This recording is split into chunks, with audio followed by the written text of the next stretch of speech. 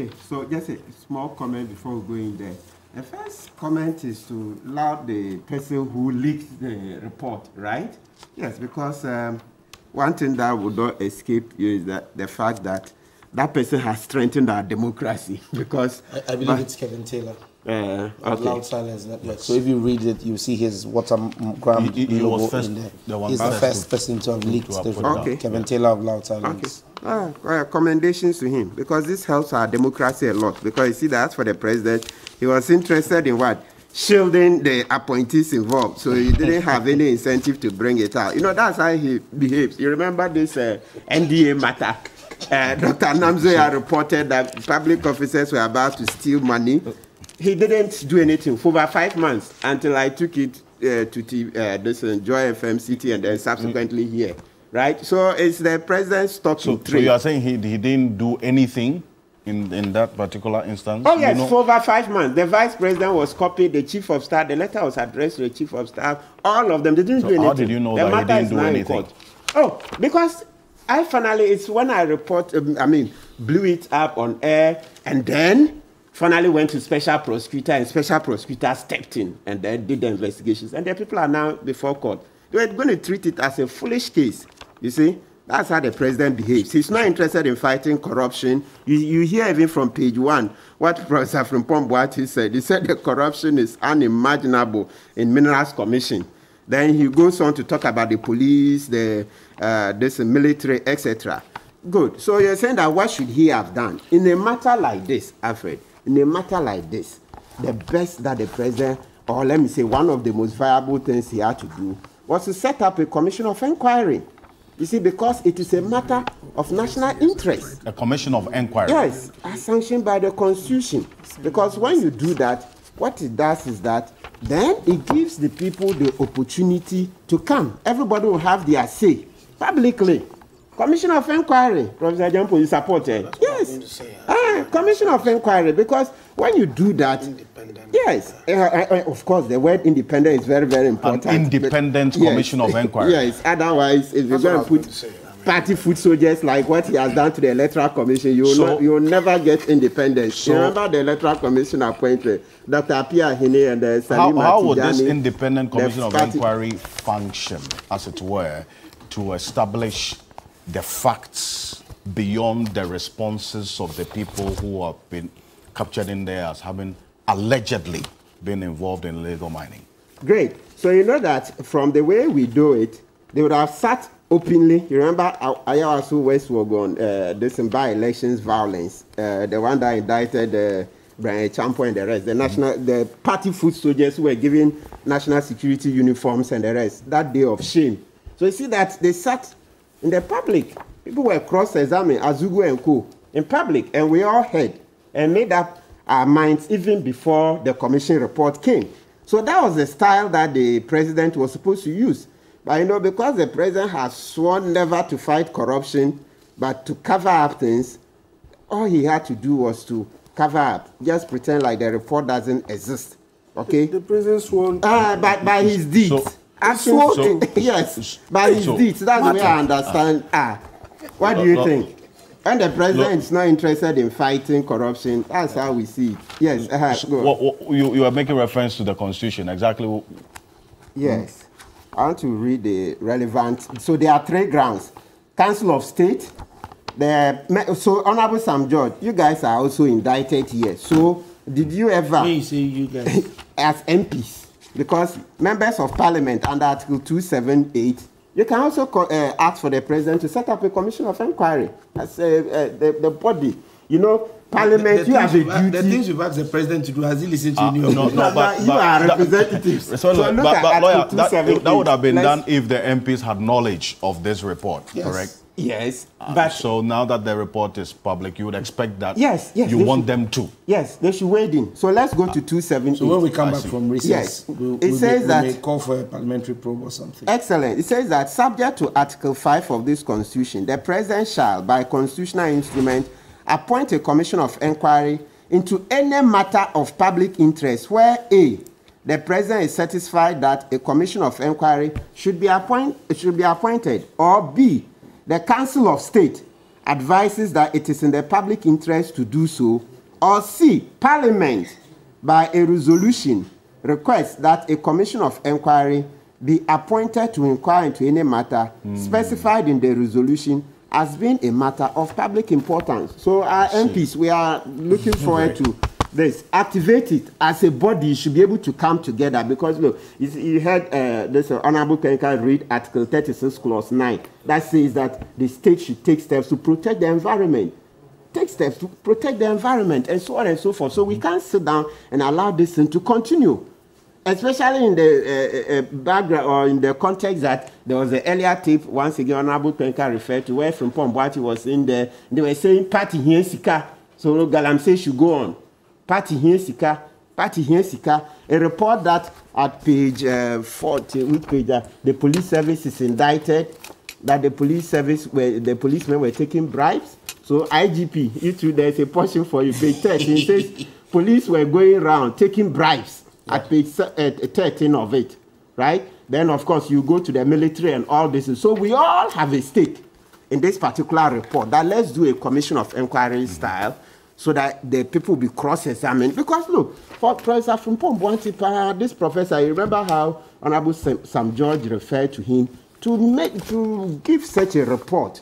Then let's not underestimate it all.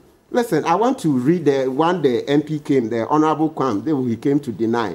Listen, he says, page 12, talking about Honorable Kwam, he said, he used his position as a member of the Minerals Commission to acquire several dozens of large-scale concessions in his district, ostensibly for community mining purposes. He ended up selling these concessions to private individuals, including party members, for 200,000 cedis per concession. Then he went on. So in 2020, the electorate he's come this morning to say it's not true. Yeah, and I'm saying that, look, Honorable Professor Frimpong Boateng is still alive. For him to write this, I think, look, listen, we have to go into a commission of inquiry. A commission of inquiry? Yes, because you go on the other pages, page 13 or so, you hear him mention Lord Comey, Charles Tego, all right, and all the other people. I mean, no, especially looking at Professor Frimpong Boateng's stature. And it's not as if he's sick. So far, we've not seen anything like maybe he's suffering from Kuku Blibli or Beshi or anything. There's no such evidence. So once we don't, yes, it's true. He hasn't shown that there's Kuku Blibli or Beshi or anything. So naturally, the best we have to do is that let's go in for a commission of inquiry. Yeah, because too many people, look, page 14, he indicts S.K. Boafo, the chairman of the Minerals Commission Board. He says when they were going to launch the community mining thing, S.K. Boafo called the district chief executive and told him to block the program. Then this was reported to chief of staff. Chief of staff didn't do much, right? He goes on so many people, mentions people. NDC people involved in Galamsey. He says in Western region, the NDC people, they have an upper hand in Galamsey. That's page 13. He says more NDC in illegal mining in Western region than the MPP people.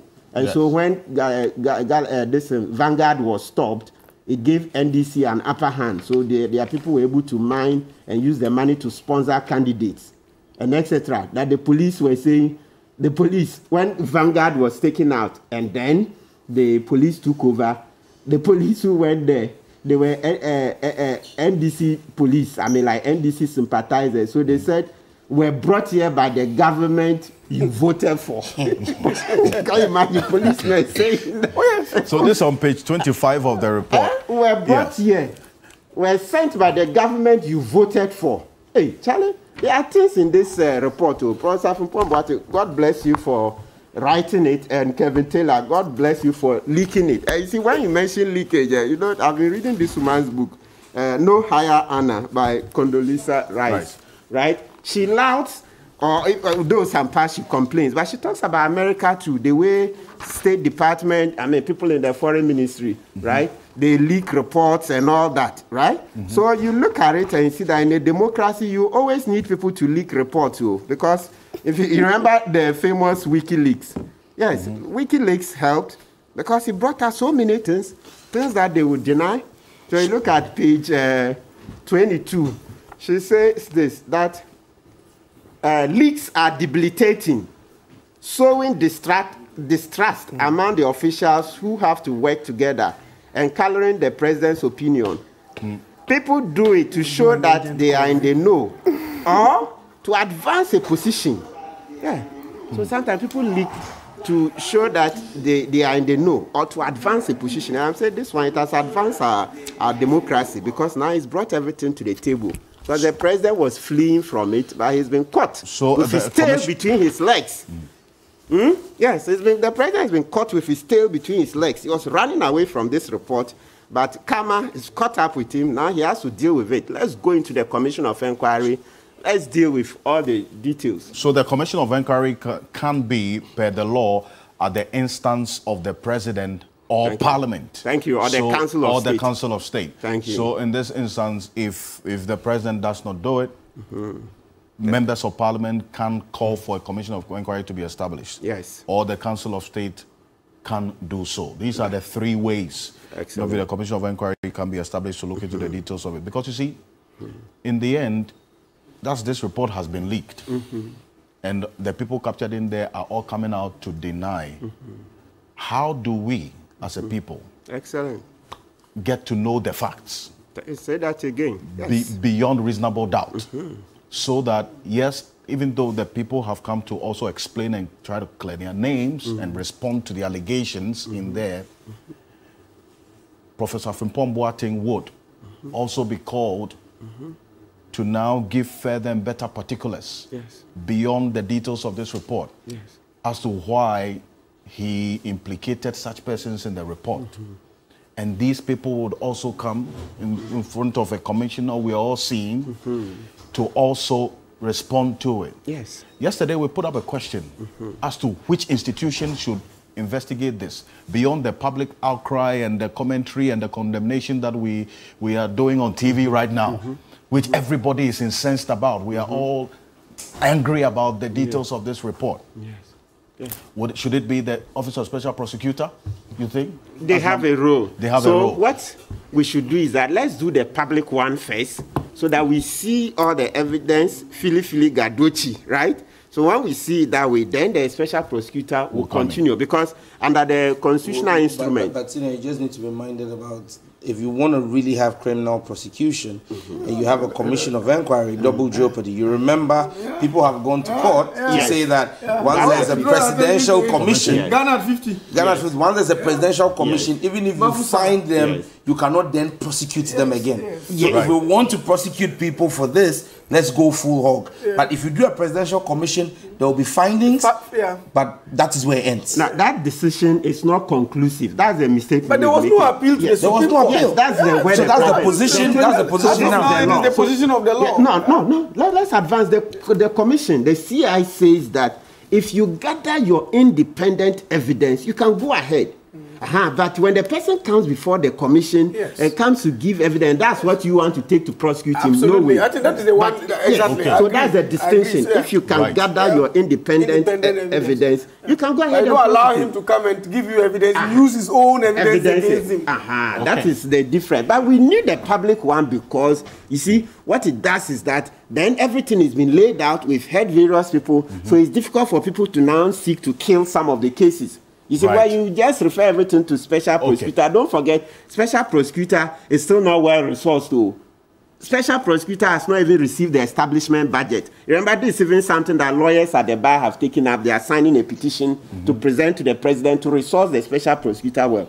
They are now, I understand, recruiting a few people here and there. Special Prosecutor alone can't deal with this at this stage. So let's start something.